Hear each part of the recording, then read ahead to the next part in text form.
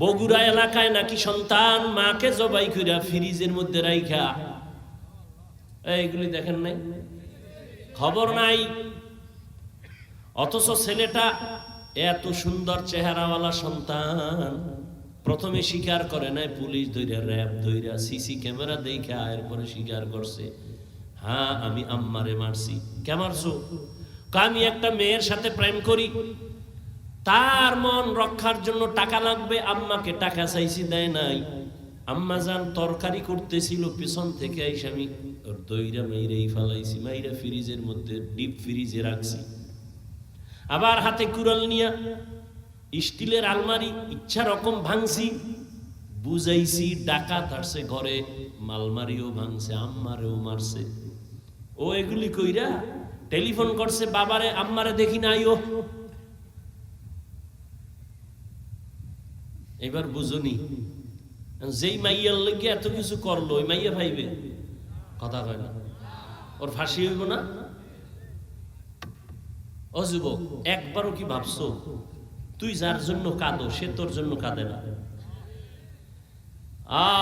এই জন্য আমি মাঝে মাঝে বলি, তুমি যাকে ভালোবাসো লেখা রাখ।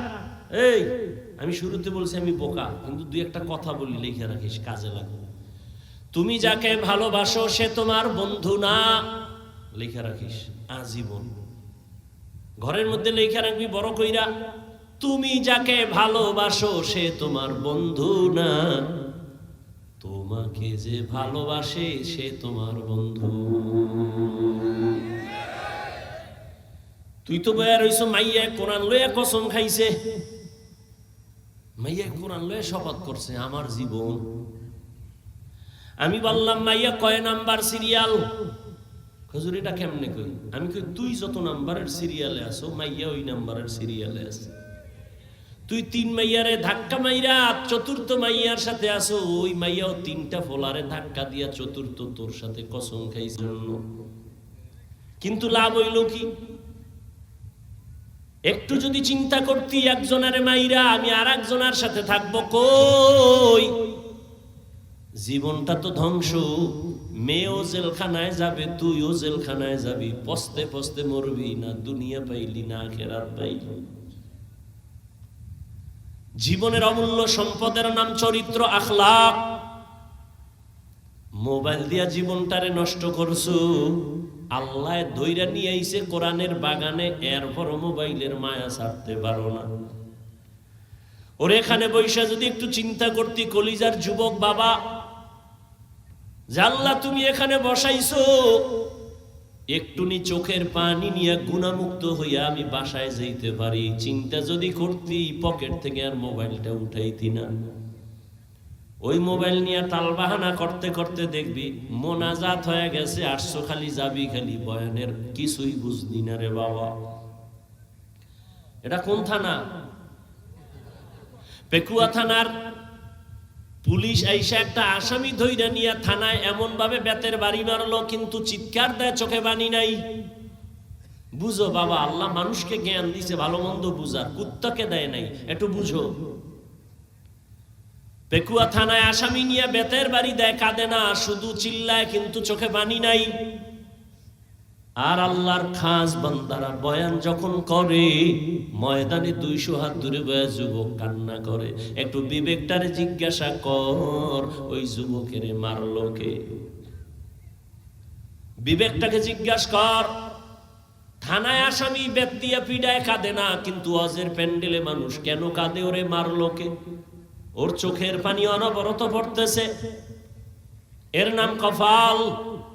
13 বছর নবীকে দেখা কালেমা পড়ে না, আর 27 বছরের যুবক আমার নবীরে জবাই করতে গিয়ে তরবারি ফালায় কালেমা পড়ে। এর নাম কফাল। ওয়াজে আইসা কত মানুষ হাসি তামসা করে, নিজেও কাঁদে না, অন্যে কাঁদে, তাও পছন্দ করে না। আর একদল কান্না কইরা মা মা বয়া কানে, আর কান্না করে আর বলে আল্লাহ তুমি আমারে মাফ করে দাও। মনে হয় যেন এই ময়দানে আমার মতো গুনাহগার কেউ নাই। দুনিয়ার আমার মা বাবা ভাই বোন কেউ জানেন আমি কত বড় খারাপ, কিন্তু আল্লাহ তুমি জানো আমার খারাপ অন্যায় খবরগুলো যদি মা টের পাইতো, কোনোদিন মা আমাকে আর দোয়া করতো না। আমার অন্যায়ের খবর যদি আমার সন্তান জানে, কোনোদিন আব্বু বলে ডাকবে না। কিন্তু আমার আল্লাহ কত দয়ার মালিক, এই হাতের দ্বারা কত গুনাহ করছি, চোখের দ্বারা কত গুনাহ করলাম, জবানের দ্বারা কত গুনাহ করলাম, আল্লাহ সব দেখছেন আর জানছেন। তারপরেও কোনোদিন রাগ করিয়া পানি বন্ধ করেন নাই। এই ঘুমের ঘরে কত মানুষ মরিয়া যায় না, যায় না? তুই মরবি না? যুবক কথা ক, মরবি? যদি এই চিন্তাটা করতি, তাহলে ঘুমের মধ্যে গানের তার কানের মধ্যে লাগাইয়া ঘুমাইতে পারতি না। যদি ভাবতি ঘুমের মধ্যে যদি আজরাইল আইসা হাজির হয়ে দেখে আমার কানের মধ্যে গানের তার লাগানো, আমি তো মুসলমান, আমি আল্লাহর আদালতে কি জবাব দিব? এত বয়ান, এত বয়ান, এত বয়ান, তাবলিগওয়ালাদের বয়ান, পীর মাশায়েখের বয়ান, ওলামায়ে কেরামের বয়ান, জুমার খতিবের বয়ান, এরপরেও কেন মসজিদ খালি, নামাজে মুসল্লি নাই? জুমার নামাজে মসজিদ ভরা, রাস্তা ভরা। এরা কোথা থেকে আসলো হঠাৎ? চট্টগ্রামের বান্দরবনের জঙ্গল থেকে বোধহয় চলে আইছে। হ্যাঁ, তাহলে এরা ফজরে কইছিল, আসরে কই গেল? জুমার সময় ভরপুর, জায়গা নাই, কমিটি বলে টাকা দাও, মসজিদ বাড়ানো লাগবে। অথচ এরা ফজরেও নাই, আসরেও নাই।